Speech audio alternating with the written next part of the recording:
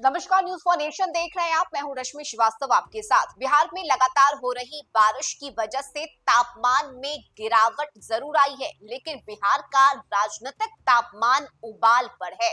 आपको बताएं कि बिहार में विधानसभा का चुनाव होना है और इस चुनाव को लेकर वक्त काफी कम है और ऐसे में तमाम राजनेता अपनी अपनी तैयारी में है। तमाम दलों की तरफ से जीत के दावे भी किए जा रहे हैं। खासकर बिहार में अगर हम केंद्रीय मंत्री चिराग पासवान की बात करें तो चिराग पासवान ने अकेले 243 विधानसभा सीट पर चुनाव लड़ने की बात कही, जिसके बाद बयानबाजी शुरू हो गई। लेकिन अब देखिए, चिराग पासवान ने बीजेपी के बड़े नेता से मुलाकात की है और इस मुलाकात की तस्वीर खुद चिराग पासवान ने सोशल मीडिया के जरिए शेयर की। उन्होंने बताया कि मेरी मुलाकात हुई है। इस मुलाकात के दौरान कई मुद्दों पर बातचीत हुई है।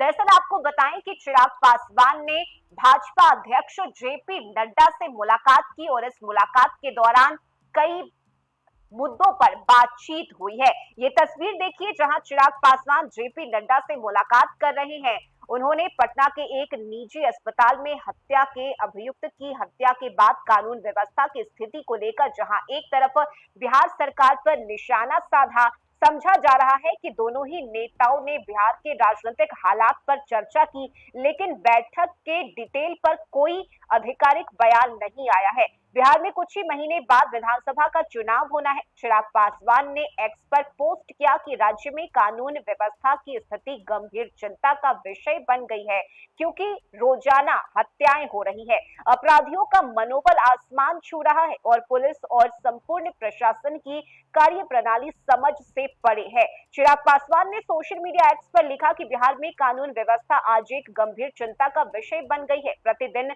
हत्याएं हो रही है, अपराधियों का मनोबल आसमान पर है, पुलिस प्रशासन की कार्यशैली समझ से परे है। पटना के रिहायशी इलाके में स्थित पारस अस्पताल के अंदर घुसकर अपराधियों के द्वारा सरेआम गोलीबारी की इस घटना के बाद यह प्रमाण है कि अपराधी अब कानून और प्रशासन को सीधी चुनौती दे रहे हैं। बिहार विधानसभा चुनाव से ठीक पहले बढ़ते आपराधिक मामले चिंताजनक है और उम्मीद है कि प्रशासन जल्द ही कानून व्यवस्था को पटरी पर लाने के लिए ठोस और कड़े कदम उठाएगी। वहीं एक दूसरे पोस्ट में चिराग पासवान ने बिहार पुलिस के एडीजी हेडक्वार्टर कुंदन कृष्णन का बयान अत्यंत निंदनीय और दुर्भाग्यपूर्ण है, ये भी बताया।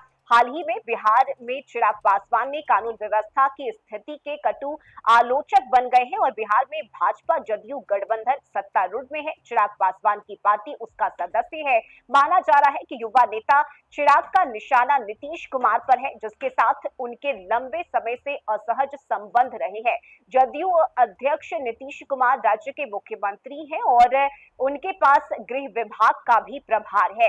ऐसे में बिहार के सबसे लंबे समय से मुख्यमंत्री के स्वस्थ रहने के बारे में उठ रहे सवाल के बीच चिराग पासवान की पार्टी राज्य में अपने नेता के लिए एक बड़ी भूमिका निभाने की मांग कर रही है। नीतीश कुमार 2005 से सत्ता में है। वो बस मई 2014 से फरवरी 2015 के बीच 9 महीने तक सत्ता में नहीं थे और इस दौरान उन्होंने अपने तत्कालीन पार्टी सहयोगी जितन राम मांझी को अपनी जगह मुख्यमंत्री नियुक्त किया था।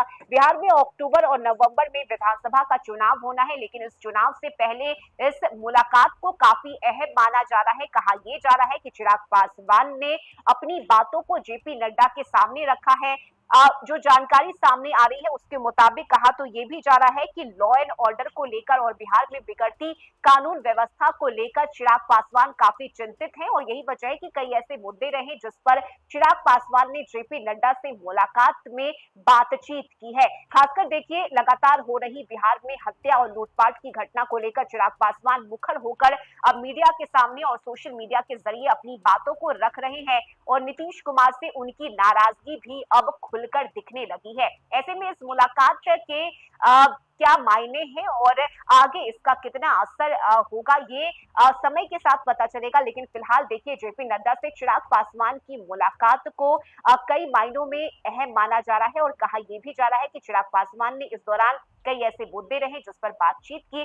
बिगड़ती कानून व्यवस्था को लेकर भी चिराग पासवान चिंतित हैं और इस पर भी उन्होंने जेपी नड्डा के सामने अपनी बातों को रखा है। इस खबर में अभी के लिए बस इतना ही। न्यूज फॉर नेशन पर खबरों का सिलसिला जारी रहेगा।